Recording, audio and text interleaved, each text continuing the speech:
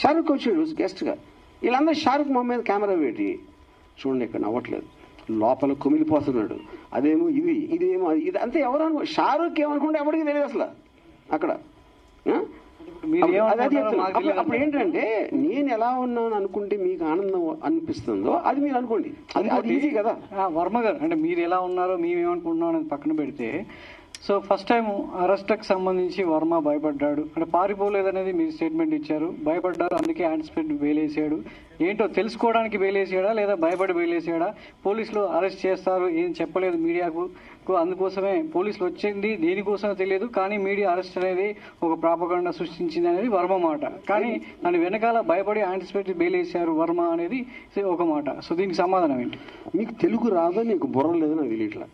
నేను రాగానే ఇది ఒక్కటే చెప్పా, ఫస్ట్ మొత్తం పోసగుచ్చినట్టు జరిగింది, నా కారణం ఏంటి అని చెప్పాక మళ్ళీ అడిగితే ఏంటి నేను చెప్పేది?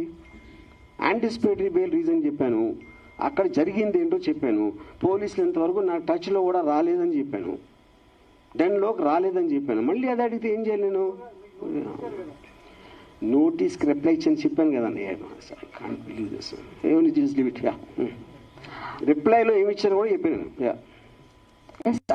అండి, ప్రతిదానికి స్ట్రైట్ గా మాట్లాడేటటువంటి ఆర్జీవి పోలీసుల విచారణకు సంబంధించి మాత్రం వెళ్ళలేదు, యాంటిసిపేటరీ బెయిల్ వచ్చింది, it's fine. At the same time పోలీసులు సెకండ్ టైం నోటీసులు ఇవ్వడానికి డెన్ వద్దకు వచ్చారనేది క్లియర్ కట్ సమాచారం. సెకండ్ టైం కాదండి, సెకండ్ టైం వేరే డేట్ ఇచ్చారు ఫస్ట్ అయిపోయిన తర్వాత. ఓకే, ఆ డేట్ లో నేను 10 o'clock నేను రిప్లై పెట్టాను, నాకు ఫర్దర్ టైం కావాలి, లేకపోతే వర్చువల్ గా వీడియోలో వస్తాను. ఓకే, ఎప్పుడు రాని ఫోన్ ఎందుకు స్విచ్ ఆఫ్ వచ్చింది? అది చెప్తున్నాను. ఓకే ఓకే, అది నేను చెప్పలేదు ఇందాక. నేను 2 o'clock వరకు నా ఫోన్ స్విచ్ ఆన్ లో ఉంది.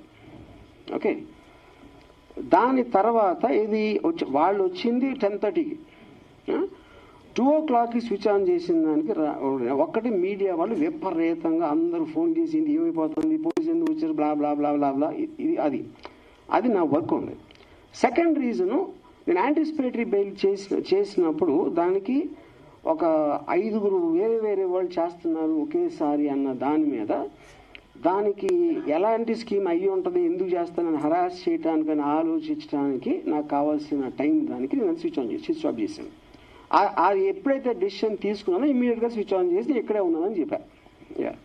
వర్మ గారు, మీరు సంవత్సరానికి ముందు జరిగింది ఇప్పుడు ఎందుకు మళ్ళీ తీస్తున్నారు అంటున్నారు. సంవత్సరానికి ముందు మీరు చేసినటువంటి పోస్టులు, మీ అకౌంట్ నుంచి వచ్చినటువంటి పోస్టులు, తర్వాత వచ్చినటువంటి సినిమాలకు సంబంధించి అప్పుడు పవన్ కళ్యాణ్ ఉద్దేశించి మీరు చేసినటువంటి కొన్ని వ్యాఖ్యలు, అప్పుడు జనసేన వాళ్ళు రియాక్ట్ అయ్యారు, కొంతమంది పోలీస్ స్టేషన్ దగ్గర కూడా కంప్లైంట్ ఇచ్చారు. బట్ ఏమనంటే అప్పుడున్నటువంటి గవర్నమెంట్ ఆ కంప్లైంట్లు తీసుకోలేదు. బట్ ఇప్పుడు ఎందుకు ఈ కంప్లైంట్లు తీసుకున్నారు? అది నాకెలా తెలుస్తుంది? మీరు స్పెసిఫిక్ గా చెప్పకపోతే. అది ఫస్ట్ ఆఫ్ ఆల్ గవర్నమెంట్ మీడియాలో అన్నిట్లోనే వచ్చింది, మీ వ్యాఖ్యలు అన్ని వచ్చాయి. ఎక్కడ కాదు వచ్చింది, డిబేటబుల్ డిబేట్స్ కూడా జరిగాయి సార్.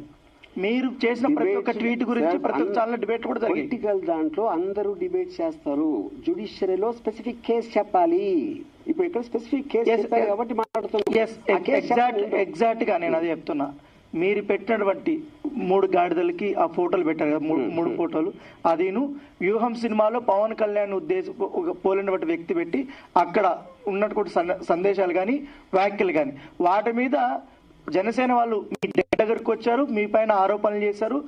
ఆరోపణలు కాదు, అరిశారు. తర్వాత మీరు కూడా ప్రెస్ మీట్లు పెట్టారు.